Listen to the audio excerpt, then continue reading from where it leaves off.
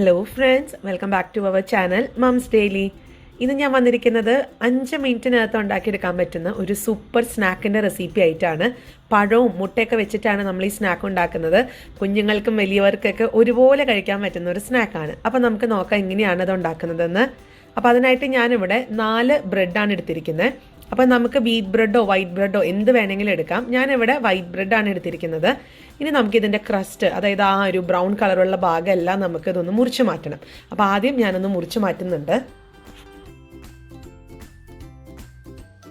അങ്ങനെ ഇതാ അരുവെല്ലാം മുറിച്ച് മാറ്റിയിട്ടുണ്ട്. ഇതൊന്ന് മാറ്റി വയ്ക്കാം. ഇനി അടുത്തത് നമുക്ക് വേണ്ടുന്നത് ഒരു പഴമാണ്. ഇത് നിങ്ങൾക്ക് ഏറ്റവും നല്ലത് റോബസ്റ്റ പഴം, അല്ലെങ്കിൽ നിങ്ങൾക്ക് ഏറ്റവും ഇഷ്ടമുള്ള പഴം ഏതാണോ അത് വെച്ചിട്ട് നമുക്ക് ഉണ്ടാക്കിയെടുക്കാം. അപ്പോൾ ആദ്യം ഞാനിപ്പോൾ ഇവിടെ റോബസ്റ്റ പഴം പോലത്തെ ഒരു പഴമാണ് എടുത്തിരിക്കുന്നത്. ഇത് ശരിക്കുള്ള റോബസ്റ്റ പഴമൊന്നുമല്ല, എങ്കിലും ഇവിടെ കിട്ടുന്നത് ഇങ്ങനെയാണ്. അപ്പോൾ ഈ ഒരു പഴം നമുക്ക് ആദ്യം ചെറിയതാ ഇതുപോലെ സ്ലൈസായിട്ട് വട്ടത്തിൽ നമുക്ക് ഇതുപോലെ കനം കുറച്ചിട്ട് ഒന്ന് അരിഞ്ഞെടുക്കണം. ഇതുപോലെ തന്നെ അരിയണമെന്നൊന്നുമില്ല, നിങ്ങൾക്ക് ഇത് കുഞ്ഞു കുഞ്ഞു കഷ്ണങ്ങളാക്കി നുറുക്കണം എന്നുണ്ടെങ്കിൽ അങ്ങനെയും ചെയ്യാം. ഞാനിപ്പോൾ ഇതാ ഈ കാണുന്ന വലിപ്പത്തിൽ ഈ കാണുന്ന തിക്നെസ്സിലുമാണ് ഈ പഴം മുറിച്ചിട്ടുള്ളത്. അപ്പോൾ അതവിടെ മാറ്റി വയ്ക്കാം. ഇനി നമ്മൾ എടുത്തിരിക്കുന്ന പഴം, പഴമല്ല ബ്രെഡ്, നമുക്കിതൊന്ന് നമ്മൾ എടുത്തിരിക്കുന്ന സാധാരണ നമ്മൾ എന്താ പറയുക, ഇപ്പം ബ്രെഡൊക്കെ കടയിൽ നിന്ന് മേടിക്കുമ്പോൾ പലവരും പറഞ്ഞു കേട്ടിട്ടുണ്ട്, ഞാനിവിടെ ഉപയോഗിക്കുന്നത് പോലത്തെ ബ്രെഡല്ല നാട്ടിൽ കിട്ടുന്നത്, അതുകൊണ്ട് ഇങ്ങനെ പരത്താനൊക്കെ ബുദ്ധിമുട്ടാണ്, ഇനി പരത്തി കഴിഞ്ഞ് അതിങ്ങനെ ചുരുട്ടിയെടുക്കാനൊക്കെ ബുദ്ധിമുട്ടാണെന്നൊക്കെ.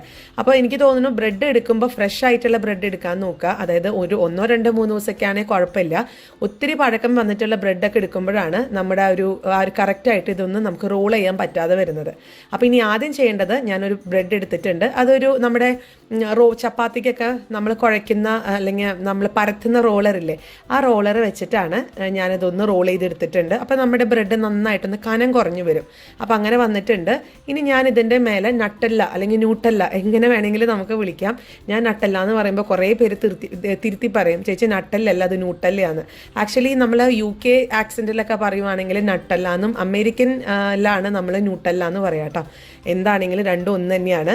അപ്പോൾ അതാ ഞാൻ അല്പം നട്ടെല്ല തേച്ചിട്ടുണ്ട്. അതുപോലെ തന്നെ നമ്മൾ എടുത്ത് വെച്ചിരിക്കുന്ന പഴം, അത് അരിഞ്ഞത് 3 4 കഷ്ണം നമ്മുടെ ഇഷ്ടത്തിനനുസരിച്ച്. എന്നിട്ട് ഇതേപോലെ ഒന്ന് മടക്കിയെടുക്കുക. ഇപ്പോൾ എനിക്കും കണ്ടോ ചെറുതായിട്ടൊക്കെ ഒന്ന് കീറി, ചെറുതായിട്ട് ഇങ്ങനെ കാണാം നിങ്ങൾക്ക്. പക്ഷെ അത് കുഴപ്പമൊന്നുമില്ല, നമ്മളത് ഒത്തിരി അങ്ങ് കീറുമ്പോഴാണ് പ്രശ്നം. ഇത് ചെറുതായിട്ടല്ലേ, കുഴപ്പമൊന്നുമില്ല. നമുക്ക് എന്താ പറയുക, പെട്ടെന്ന് തന്നെ അത് മുക്കിയെടുത്ത് പൊരിച്ച് കഴിഞ്ഞാൽ നമുക്ക് നല്ല പെർഫെക്റ്റ് ആയിട്ട് തന്നെ കിട്ടും.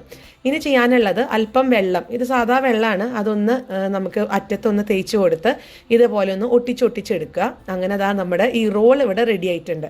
അപ്പം ഞാനിനി ബാക്കിയുള്ള ബ്രെഡും ഇതുപോലെ ഒന്ന് റോൾ ചെയ്തെടുക്കുന്നുണ്ട്.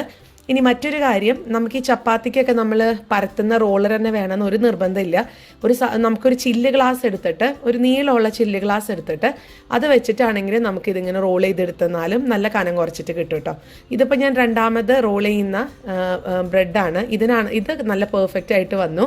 അപ്പം എനിക്ക് മനസ്സിലായത്, ഒത്തിരി അങ്ങ് എന്താ പറയുക പ്രസ് ചെയ്യേണ്ട, ചെറുതായിട്ടൊന്ന് റോൾ ചെയ്തെടുത്താൽ മതി. ഒത്തിരി പ്രസ് ചെയ്യുമ്പോഴാണ് എനിക്ക് തോന്നുന്നു കനം കുറഞ്ഞൊക്കെ വരുമ്പം ചിലപ്പോൾ റോൾ ചെയ്യുമ്പോൾ ഈ പറഞ്ഞോണം കീറാനൊക്കെ സാധ്യതയുണ്ട്.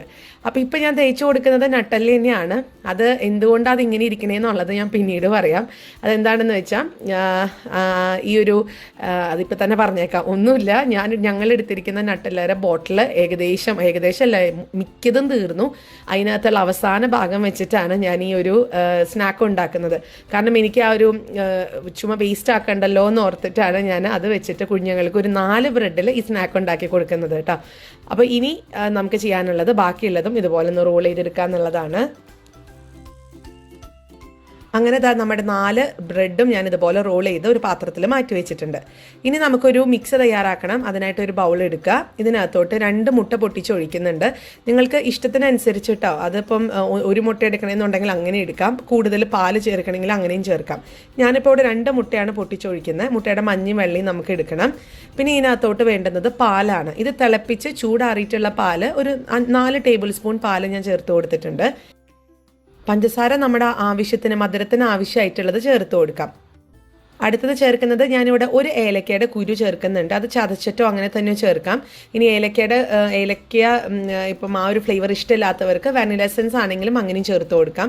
അല്ലെങ്കിൽ നിങ്ങൾക്ക് ഇഷ്ടമുള്ള എസൻസ് ചേർത്ത് കൊടുക്കുക. ഇനി നമുക്കിത് നന്നായിട്ട് തന്നെ ബീറ്റ് ചെയ്തതിന് ശേഷം ഇതിനകത്തോട്ട് ഞാൻ സിംഗിൾ ക്രീം അല്ലെങ്കിൽ ഡബിൾ ക്രീം ഇതിൽ ഏതെങ്കിലും ഒന്ന് ചേർക്കാം.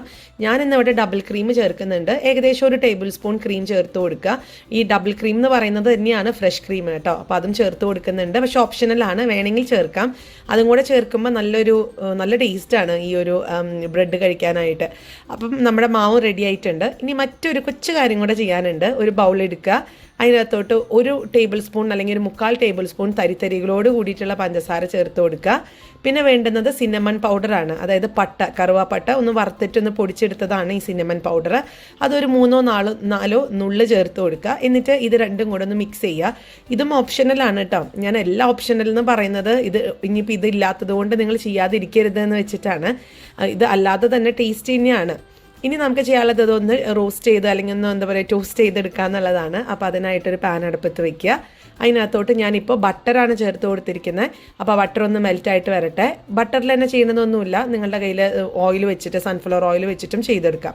ഇനി ഇതാ നമ്മൾ റോൾ ചെയ്ത് വെച്ചിരിക്കുന്ന ബ്രെഡ് ഈ ഒരു മുട്ടയുടെ മിക്സിലൊന്ന് ഡിപ്പ് ചെയ്യുക. എന്നിട്ട് നമ്മുടെ ഫ്രൈയിങ് പാനിൽ അതൊന്ന് വെച്ച് കൊടുത്ത് ഒന്ന് തിരിച്ചു മറിച്ചൊക്കെ ഇട്ട് ഇതിൻ്റെ നിറമൊക്കെ ഒന്ന് മാറി വരുന്നത് വരെ ഒന്ന് ഫ്രൈ ചെയ്തെടുക്കാം, അല്ലെങ്കിൽ ഒന്ന് ടോസ്റ്റ് ചെയ്തെടുക്കാം.